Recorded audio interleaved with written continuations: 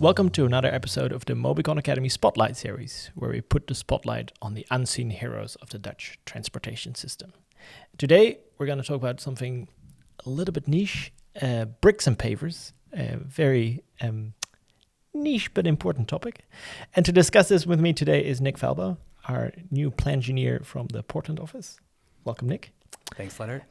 Bricks and pavers. Why do you want to talk about bricks and pavers? Bricks, coming to the Netherlands, you can't but help notice.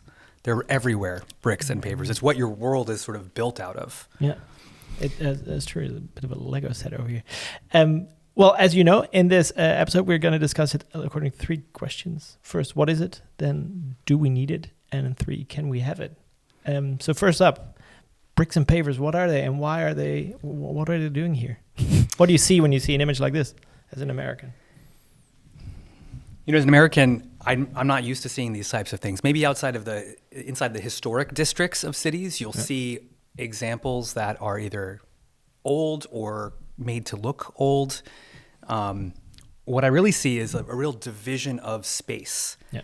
I'm always struck by the way the Dutch design really leans into this idea that materials have meaning. The material you use for the sidewalk is very intentional, different, separate from often what you see being used in the road. Inside the road right here, you can see a different material in the parking lane, a different material in the bike lane, a different material in the driveway.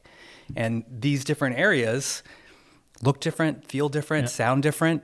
And it's all because of the materials that you're using, the bricks, the patterns, the textures. Yeah, it's intentional, right? It's intentional, yeah. I mean, looking at this photo, you can see how even the center of the road, you can see where the bikes are traveling. Yeah. It's smooth. Yeah, exactly. Where the cars are driving, it's not. Yeah. And that is an intentional choice that really contributes. Funnily enough, a lot of it is about cost cutting. Like the pavers on the sidewalk are basically the cheapest possible paver you could get. And by making millions of them and covering the whole country in them, the Dutch government has saved themselves several millions in installing those sidewalks. So that's one aspect of it. But yeah, it has become and has evolved, like you said, more of a very intentional communication tool, right? It's like who is supposed to be where. And instead of using paint, we try to embed that color and that texture into the pavement itself. I think one of the aspects as well that we try to communicate is not just who goes where, but also like what are you trying to achieve with that pavement type, right? We use on the picture you can see on the left-hand side is quite an old brick with rounded edges that when you drive over it goes tick tick tick tick tick, bit of a rattling noise. Not so nice when you're in the car, but that's on purpose because they want you to drive slower, and if you go slower, you don't have the same noise.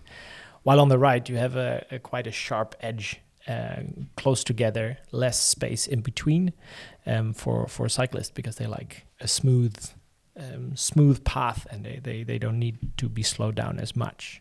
So it's sometimes in very subtle ways it can communicate several different things at a time. Then the second question, do we need this in North America?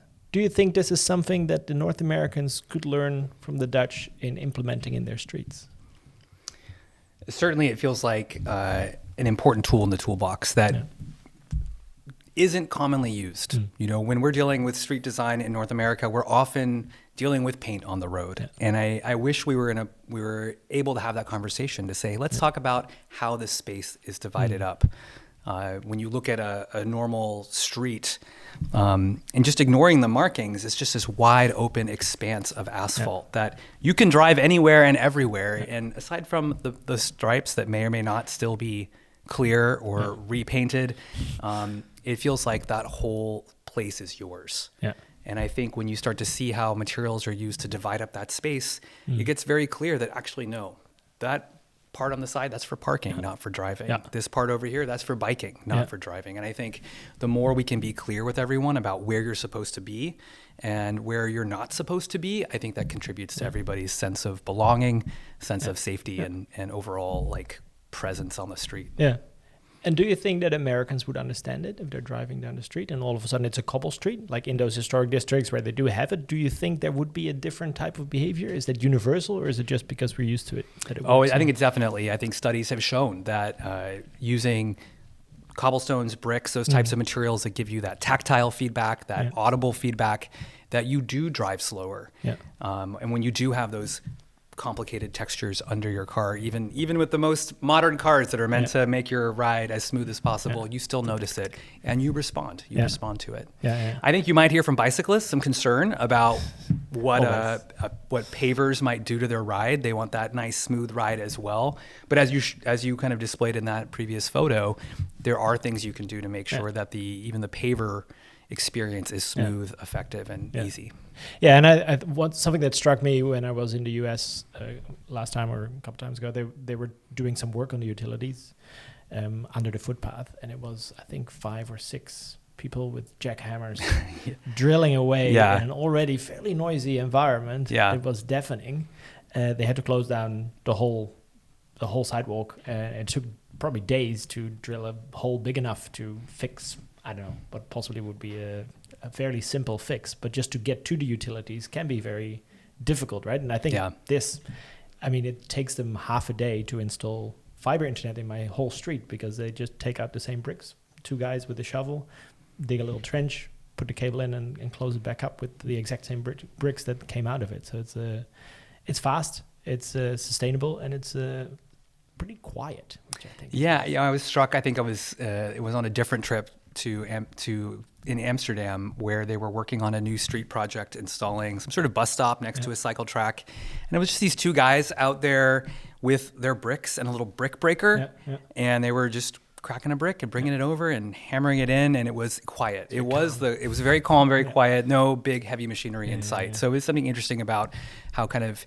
easy it is for a work crew to just get out there, do the small repair work, and kind of get it back to the way it was without needing heavy machinery and concrete mixers and all the things it might take otherwise. Yeah, totally. And the third question, I think we would like to have it as a tool, but can it work? Would it be possible? You mentioned a few cities that have tried it in fairly small scale environments. What's stopping us from expanding that? Or what's stopping them from expanding? I think it's interesting. A lot of cities, when I've explored these ideas with cities, it's come down to questions about maintenance in some ways, because North American cities are so heavily invested in the current way of doing things. Doing anything differently takes a little bit of extra effort, just inherent. Change is hard for everybody, and even internally at these cities as well. So suddenly it's a different skill set requiring different materials, and I think that there's this anxiety about introducing new tools, new ideas, new materials, because it's just going to take that extra effort to train their crews up, get them used to it.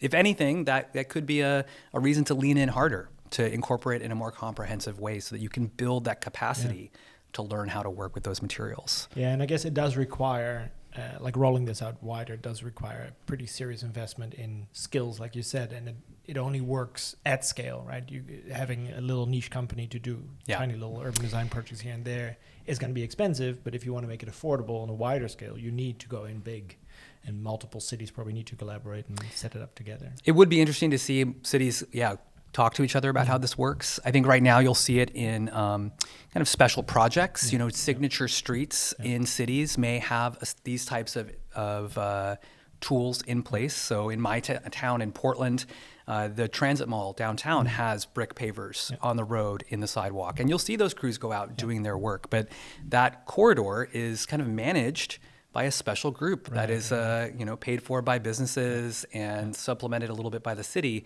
But we don't quite have the structures in place to roll that out citywide. Yeah, and I guess that is then they do it because it looks expensive and it helps the appeal of the street. Yes. To increase, right? Yeah, and absolutely. It's about the appeal of the street, having it feel like a place that's valued. Yeah. And I think that's one thing you're struck by when you're here in the Netherlands is almost any street feels like a place that is valued, loved, and cared for. It's not always true in North America. No. Yeah, awesome. All right. Well, thank you very much for joining me. Very niche topic, but I think it's the more you learn about it, the more interesting it gets. And thanks for watching, and we'll see you at the next episode of the Mobycon Academy Spotlight.